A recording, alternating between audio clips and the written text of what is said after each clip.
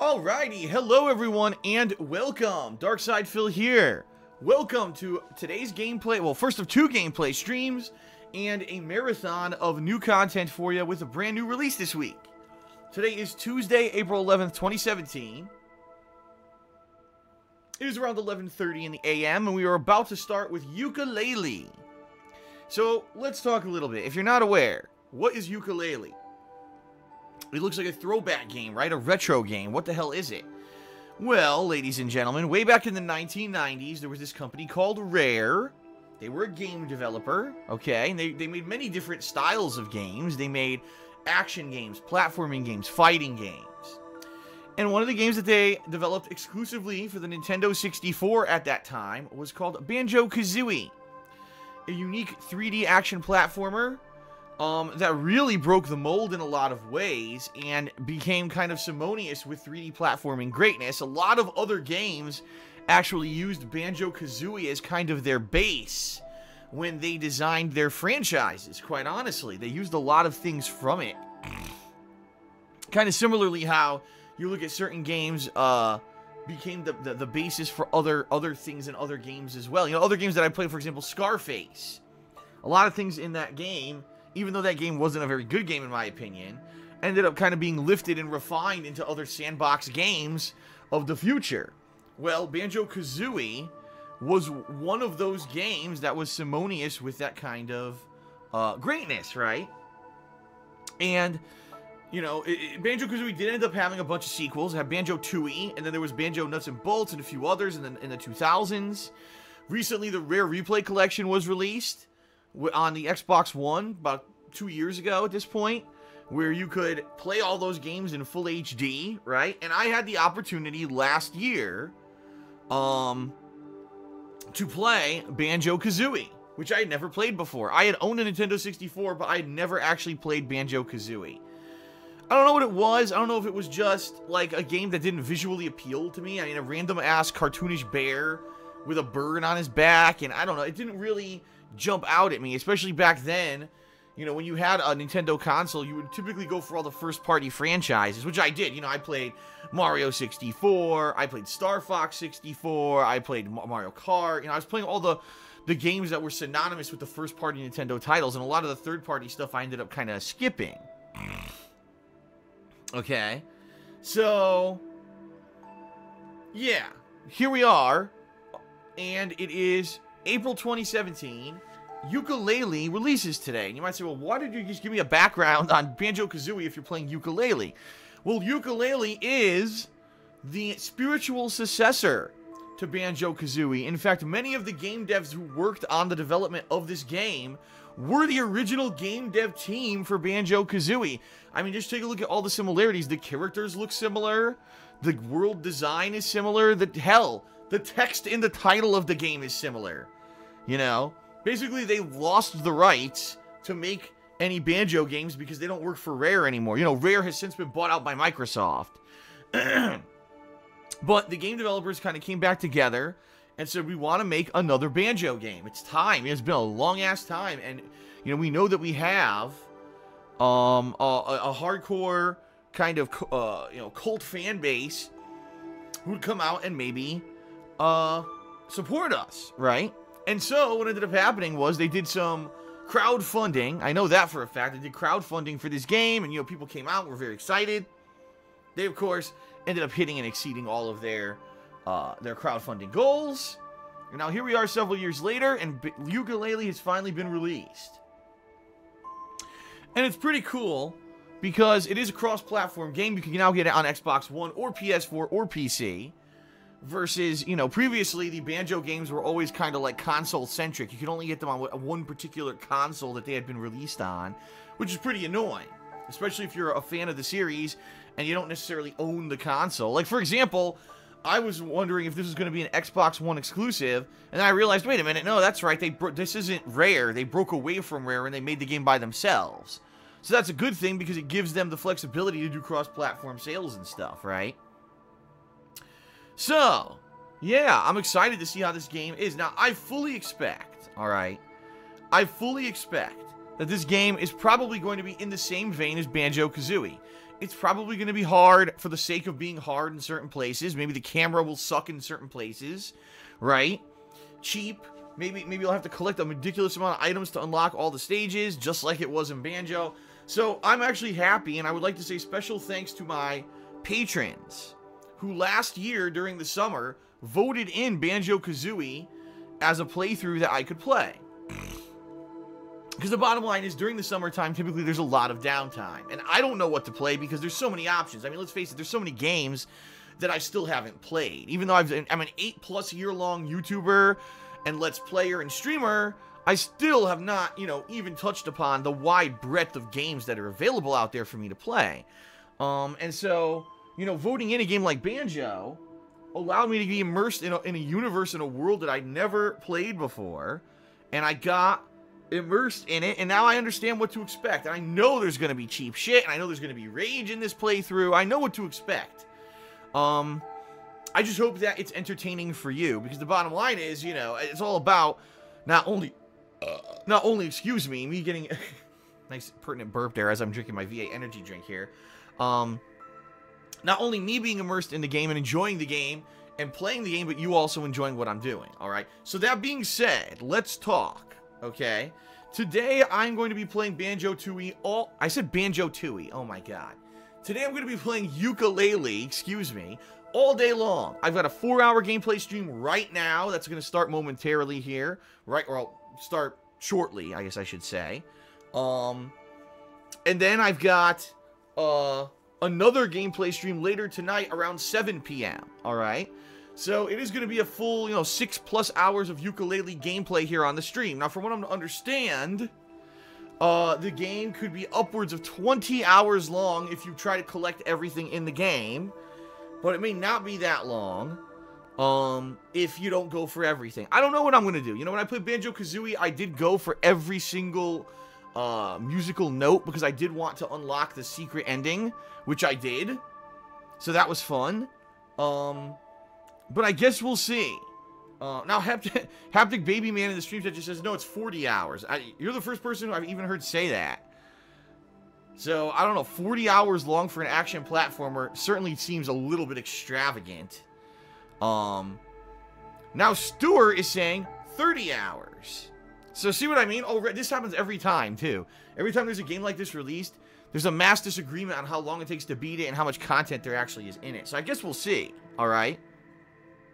Today, I'm at least going to get in around 6 hours of gameplay. Now, here's how I'm going to handle this, folks. Right now, I'm already in the middle of a Mass Effect Andromeda playthrough, and I'm already in the middle of Persona 5. So I've already got other stuff going on, okay? The bottom line is, in Persona 5, I'm in the beginning of June in-game, and I'm only allowed to play until July 7th, alright? So I probably have maybe 2-3 sessions tops of Persona 5 left until I cannot play the game anymore, per Atlas's guidelines. And I apologize for that. I'd like to play it. Not much I could do about that, okay? Now, also, I'm playing Mass Effect Andromeda, and I actually played this game 2 times in the past couple days. I played 4 hours on Saturday and 2 hours last night. And as I was playing last night, much to my surprise, my stream viewers told me, Phil, are you aware you're almost done with this game? Like, you're at the end. And I was like, what? I am? Yeah. So I was like, okay, this is weird. I had no idea. Yeah, so apparently, story-wise, I'm around 2 hours away from the end of Mass Effect Andromeda. However, I certainly have not done all the side content in the game. And I have tried to do as many loyalty missions as I could find. And it looks like there's actually one loyalty mission that just lined up that I could maybe do and finish up before I get to the end of the game. But for the most part, it looks like I am near the very end of Mass Effect Andromeda. So again, maybe another 1 to 2 sessions of Mass Effect Andromeda, and then I'm done with that, okay? Now, today, obviously, we've got Yooka-Laylee. Next week, we've got Guardians of the Galaxy. But outside of that, there's no real major new releases in April until the last week of April with Outlast 2. I am aware that there is apparently an Overwatch event that launched today, okay? And I'll be honest here, I do like Overwatch. And I do want to maybe check out that event. But the bottom line is that the vast majority of people have moved on from Overwatch. It's true. Well, you know, last year the game was super hype. Not so much anymore. Only pretty much people who are kind of like longtime players of Overwatch really care about this stuff anymore. Luckily, I am one of them, but I understand that when I play Overwatch, people aren't really super interested anymore. Just take a look. A couple weeks ago, the new character was released, right? What the hell was her name? Orza or whatever? The one starting with an O. I don't even remember. The robot. I really liked the robot. And I played with her for a full, 4-hour stream. I really enjoyed it. And really, no one cared. No one really showed up for the stream. And the videos on YouTube did pretty much the worst of anything that I did in March. And that's not even an exaggeration. Like, people just didn't really care. They were like, dude, this game's so old. Why are you going back to play this again? So, yeah, that's the truth. At least amongst my viewing audience, it doesn't seem that people really care too much about the game anymore. Alright, so I want to check out Overwatch, but it's not a priority. Maybe because this coming weekend, maybe, when things slow down a bit with all the new release stuff and me balancing out my other playthroughs, maybe I'll take a stream and I'll check it out. But it's certainly not a priority for me when the last time I played the game, no one really cared, you know? That's the bottom line, is I gotta kind of keep in line with what people want to see or what's hot. And what I'm gonna do tonight, alright, what I'm gonna do tonight is I'm gonna do a poll, okay? I'm gonna do a poll by which I'm gonna ask people, what do you want to see?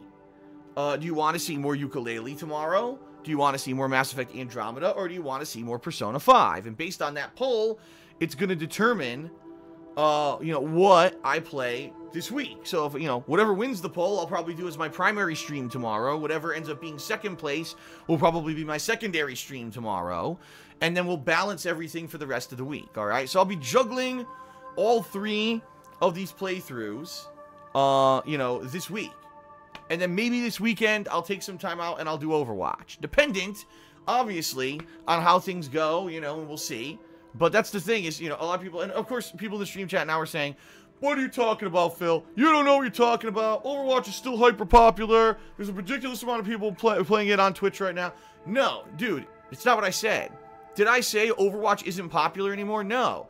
I said amongst my viewer base, Overwatch really isn't popular anymore.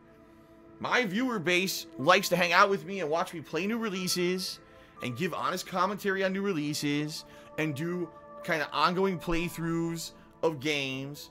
And Overwatch is kind of a rarity where I've gone back to the game a million times and it's not any of those things, right?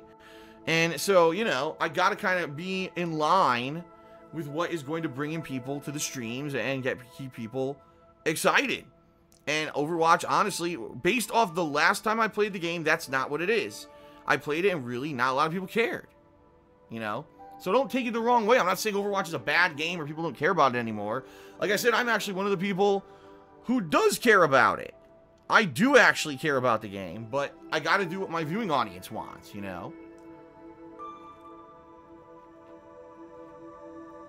Okay. So there you go, folks. That's the deal. Yooka-Laylee all day today. A poll tonight on Twitter. It'll be on my Twitter, by the way, @TheyCallMeDSP, to determine what games I'll be playing tomorrow and kind of balancing out the rest of the week, alright?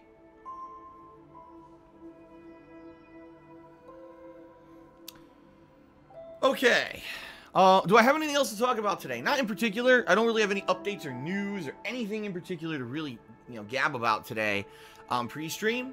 However, I will say this, thanks to everyone who has been turning out for my streams, who's been cheering, who's been tipping, who's been subbing. We had a slow increase in subs yesterday. Keep in mind that I lost over 30 subs when the month kind of lapsed here, and those people who initially subbed to my channel when I started the streaming changes in March, they all subbed kind of with Twitch Prime, and then all their subs lapsed, which sucks. I think today I'm up to like 241 subs, so maybe if we can start to slowly climb back to where we were over the course of the month, that would be great, okay? But yeah, keep in mind, if you do either cheer with bits, or you tip me, or you sub during the stream, there will be a pop-up notification on stream here, as a thank you, and I will be, reacting to all of that and thanking those people live here on the stream, as usual, okay? Oh my god, excuse me. Dude, this freaking V8 energy drink makes me burp like crazy. In addition to that, there's other ways that you can help me out here to keep doing this as a job. You know, Teespring. I got this new Teespring card I created this morning. Teespring was very successful when I launched the shop a month ago. I mean, I'll be honest here, the momentum died down because we had some technical difficulties for about a week, which sucked. I had to turn the shop off for like 4 or 5 days because there's technical difficulties, but they're fixed now. And there's a wide product line of stuff there. T-shirts, sweatshirts, hoodies, mugs, stickers, all kinds of cool stuff. Tons of different logos and designs that are all fan submitted, okay? So head over and give it a look. It's over there at teespring.com/stores/DSPGaming. Anything you buy there directly supports me. And it actually is a great way to support me because I actually get those profits pretty much immediately. And I'm able to use that money, you know, to pay my bills and to keep stuff going and to finance the business and keep buying games for this and everything, okay? So there you have it. That's cool, right? I'm actually wearing one of the shirts from Teespring today. You'll see it on camera. There's also Patreon at patreon.com/darksidefil. And this month, the Patreon goal is the return of the Patron's Choice playthrough. I'm currently engaged in a Patron's Choice playthrough called Danganronpa, a game I'd never heard of until people, you know, nominated it for Patron's Choice. And now that I'm playing it, I absolutely love it. And people seem to really be loving the game. So, yeah, folks, that's awesome. Pretty much all of the games that I play for Patron's Choice end up being games I never heard of, but end up being really popular playthroughs that then turn into kind of future series. You know, Danganronpa, I'm playing part 1. Maybe in the future I'll play part 2, right? So that's awesome. So I plan on finishing Danganronpa within the next couple of weeks to month. You know, by the end of May for sure I'll be done with it. So if you pledge $5 or more to my Patreon in the next few weeks, you know, by the end of April, you'll be able to nominate and then vote on the next game that will be a full Patron's Choice playthrough that'll probably begin sometime in June, okay? Right after I finish Danganronpa. So, please consider pledging to my Patreon. It's not just about that monthly goal. You also get personal perks like text or verbal thank yous in my videos. You can get your questions answered on my bi-monthly Q&A show, Ask the King, which, by the way, the next episode is actually going to take place next week. Finally, I know I haven't done a freaking Ask the King in over 2 months. I will be doing one next week, and I'm sure there will be a ridiculous amount of good questions built up because it's been such a long period of time since I did one. You can also submit questions for a private Q&A video. And, you know, everyone who I've ever done a private Q&A video for has really loved that perk. They said, wow, that was amazing, you know, how you went into detail, you went out of your way to answer my questions. I've never had a complaint from a private Q&A video. Everyone loves them. So, consider pledging if you haven't. Patreon really helps me out. It's one of the major reasons why I've been able to do this as a job continuously for the last 2 years, despite all the YouTube issues that have come up against me. So, check it out at patreon.com/ I said patreon.com/ DarkSidePhil. Sorry. Got confused there. And then, last but not least, my girlfriend's business, The Black Currant. She sells handmade glycerin soaps and wax tart melts. She's actually, right now, restocking her shop for the spring. Yeah, she's restocking it with all new, well, not really new scents, but things that have run out. I know she's going to be re-adding Kentish Rain soon, and she's working on a few other scents, some of the more popular ones. Great quality stuff. I only use her soap now. For years now, it's the only soap that I've used. Oh, that's right. I have to get used to saying fiance, don't I? Because that's right. I have to say fiance. You guys caught me. Wow, the stream chat totally caught me. This is the first time that I'm giving a plug to the Black Currant business since I've been engaged to Leanna. So now they all come. They're like, did you say girlfriend? Did you mean fiance? Does your fiance know about your girlfriend? You got me. I tap out. I tap out. You caught me out here. You got me. All right. So yes, my fiance's business, The Black Currant. Good quality stuff. Trust me. You know what? Don't trust me. Go to the website yourself and check it out, because in the 2+ years that my fiance has been operating this business, it's had nothing but great positive customer feedback. Tons of customers worldwide telling her how great her products are. Yes, she does ship worldwide. Of course, there are some restrictions, but check it out yourself at etsy.com/shop/theblackcurrant. All right? Fair enough, folks. All right, and I'll do a couple thank you shout-outs again, because I know some people were cheering. We had a 102-bit cheer from Howl in the Deep, which made him the cheerleader for the stream. But then Darth Vidar Viking did a 103-bit cheer and said, hey, what about that transgendered Trump? All right, let's get this. Before we begin with gameplay, let's get this out of the way. All right, folks, let's get this out of the way, because I don't want this to be a lingering thing during this playthrough. All right. Oh, hold on. Shout out to Wolf of the Dawn, who just did a 10-bit cheer, and he says, I wasn't able to say this because I wasn't here for your Mass Effect stream last night, but don't worry. When you suffer playing a game, we suffer together as a community, but mostly you suffer, Kappa face. Very nice. Alright, let's get this out of the way, folks. I'm fully aware that this game, Yooka-Laylee, has political ramifications around it, for the dumbest fucking possible reason. Okay? There was a Let's Player, I guess. I don't even know, because as you guys and gals know, I don't know much about anyone on YouTube. I don't watch YouTube videos. I'm not aware of other Let's Players. Let's face it, the stuff that I do is a lot different from what most other people do on YouTube at this point, right?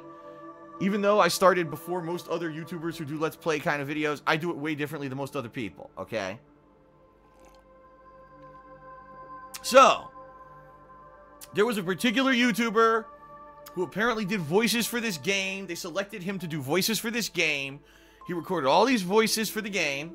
And then apparently this YouTuber made the mistake of going out there and giving opinions, I guess political opinions, that weren't exactly too mainstream digestive or savory and or in good taste. I don't know personally, because I don't know the guy and I don't even know what he said. Because you know what? I don't give a shit. That's the bottom line. I don't know about this guy. I don't care about this guy. I'm not insulting him. I'm just saying I don't care. It's nothing to do with me. So for me, when I'm playing Yooka-Laylee, I don't give a serious flaming shit about this situation. I just don't care. But the bottom line is, as soon as I turned on the stream, before I'd even said a word, people were already talking about this controversy in the stream chat, and then it became political discussion. There's a reason. There's a reason, folks. There's a reason that I don't talk about politics. There's a reason that I don't make my daily gameplay streams a soapbox for this kind of stuff. Now, every once in a while, I will discuss something that I feel is pertinent to myself or my own personal interests or business interests. You know, you'll hear me rant about Google and YouTube changes, and you'll hear me rant about internet problems, and you'll hear me rant about taxes, and you'll hear me rant about healthcare whenever it affects me. But the bottom line is, I'm not going to be coming out and just talking about politics in general, my stances on political issues, because that's not what you're here for. You are here to hear me and see me play games, to have a fun experience, right? You're either going to laugh with me as jokes happen or as I rage. You're here to see how a game plays, you know, because I am kind of a person who approaches most games in a cold manner, right? I'm not preparing myself or anything for gameplay or whatever. And the bottom line is this. I'm not here to become a figurehead or someone who's going to stand on a soapbox. I call them the YouTube talking heads. Those people on YouTube who think just because they have a YouTube following that they're important or that they know better than everyone else. So it's so ridiculous because some of these guys have nothing to do with anything, right? Yet somehow they think that they're morality gurus. And they'll come out and say, here's what I feel about this, and if you don't feel that way, well, shame on you, and herbidibidir. Like, what the fuck is this, dude? You run a YouTube channel where you used to talk about completely unrelated stuff to this stuff. Now all of a sudden you do this every day to create drama vlogs so that people will watch your shit because you can't put out any kind of actual useful content. And there's people who make a living doing this. It's ridiculous. Of course, now that's all starting to go away because YouTube is taking ads off those kinds of videos. Because YouTube is saying, wait a minute, if someone's just going to YouTube to watch a drama vlog about politics or about some stupid bullshit, no one's going to watch an ad on that video and click it and buy a product. That's someone just there to waste their fucking time. That's not a paying customer kind of viewer. And so, who knows? The next few years, those people maybe weed it out anyway, right? But my point is, I'm not like that. I'm not going to be making videos like that all the time. I'm definitely not going to turn my gameplay streams into political discussions, right? So, in regards to this whole situation, with whatever the fuck happened, alright, with this particular Let's Player or whatever, and basically, what happened was, he had these political views that were not in line with the mainstream, and guess what happened? They removed his voices completely from this game. So he's gone. He's not even in it anymore. Okay? And now, of course, now you have a bunch of people who are all like, oh, boycott the game. On the other side, you got, oh, well, fuck this guy for what he said. It's his own fault. I don't care. I don't care what he said. I don't care what the fuck is the voice in the game. I don't care. I'm playing this game to enjoy it. That's it, all right? All right. It's that simple. Alright, everyone. Well, now that I got that out of the way, I think it's time to start. Alright, so let's start 4 hours of Yooka-Laylee here on the stream. Hopefully you enjoyed the stream. And, let's see how this game is. Let's see how it turned out after all the crowdfunding and all the years of development and everything, right? Alright? Alright, folks. Here we go. Yooka-Laylee. I'm excited. Let's begin.